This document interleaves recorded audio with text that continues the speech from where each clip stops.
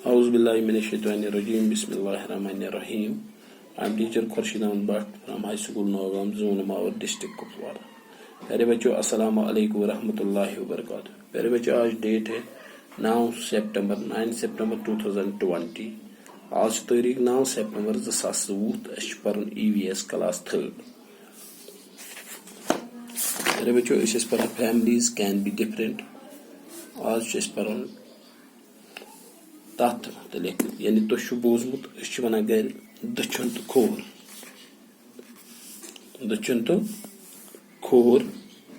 तुम गर चे वात फलान जाए तत नीर दछुन पे नीर तत योकुन तत यी खोर बुथ यानी दछुन या दछुन अत तो खोर अत लॉकटिस बच्चस हावा कि चे खे दछने अत सत बत यह अत दछुन अम सत खे बत यम अत सत मे खे बत कहें अथ मुतलिक आज पढ़ुन दछुन खोर तो दछुन लेफ्ट एंड राइट के बारे में।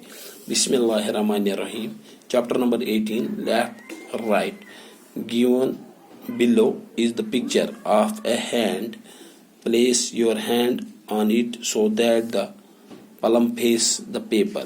Your thumb and fingers should be placed on those drawn in the picture. The hand which fits on the hand in the picture is your right hand. Place your other hand on a page in your notebook and trace its outline with your right hand to get a picture. The hand whose outline you have just traced is your left hand.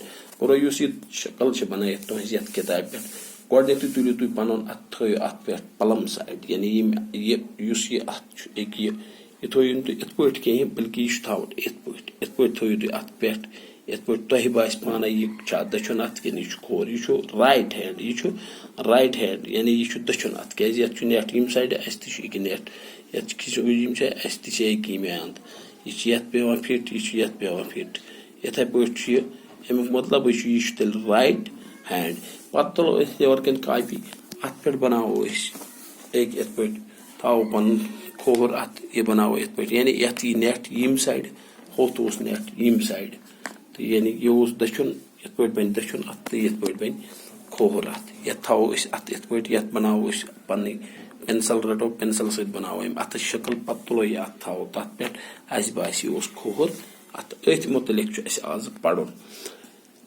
Given below is the picture of a hand. Yus tu bunkan यह तस्वीर दित। Place your hand on it so that the palm face the paper.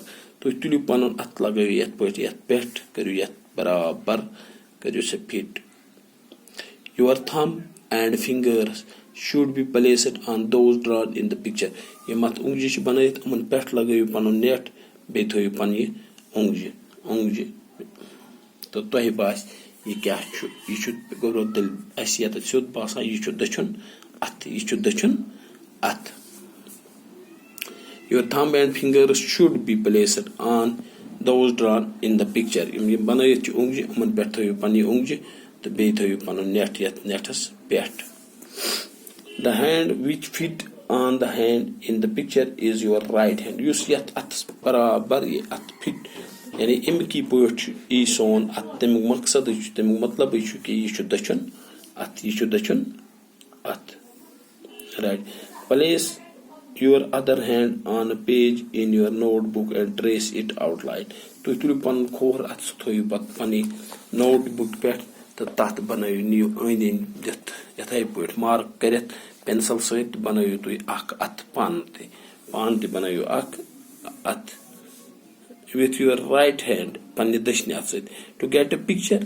The hand whose outline panayu tata tasveer outline you have just traced in your left hand to tuliyo panun khor atroy tat pet matlab go yichu khor at tohon yus wo banya to yus yata chu banayet yichu dachun at echuna left and right.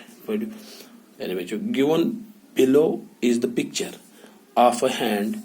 Place your hand on it so that the palm face the paper. Your thumb and fingers should be placed on those drawn in the picture. The hand which fits on the hand In the picture, in your right hand, place your other hand on a page in your notebook and trace its outline with your right hand. To get a picture, the hand whose outline you have just traced is your left hand. Thank you प्यारे बच्चों, मुझे उम्मीद आप किताब खोलोगे और इस किताब को आज याद करोगे। बेहतर करियो तुम दक्षिण तो खोर, यह खोर तो दक्षिण, लेफ्ट तो राइट किस बारस मज जानकारी तह तरो फिक्र दक्षिण तो खोर कत वनान। अस्सलामु अलैकुम रहमतुल्लाहि व बरकातहू।